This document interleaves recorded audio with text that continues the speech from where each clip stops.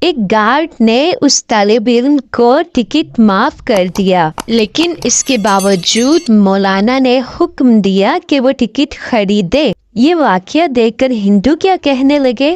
حقوق العباد کی اہمیت کا دلچسپ واقعہ ہے یہ۔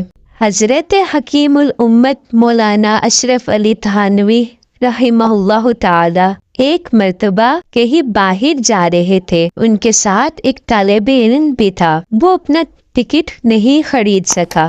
حضرت تھانوی رحمہ اللہ کو معلوم ہوا تو وہ فرمانے لگے کہ گارڈ کو کہہ کر ٹکٹ بنوا لو۔ وہ طالب علم گارڈ کے پاس گیا تو گارڈ نے یہ کہا کہ تم طالب علم ہو، تم سفر کر لو، میں تمہیں نہیں پوچھوں گا۔ اس پر حضرت تھانوی رحمہ اللہ تعالی نے فرمایا کہ یہ تو اس کے قبضہ میں نہیں، اس کے معاف کرنے سے تو معاف نہیں ہو سکتا، اس لیے ٹکٹ دے دو۔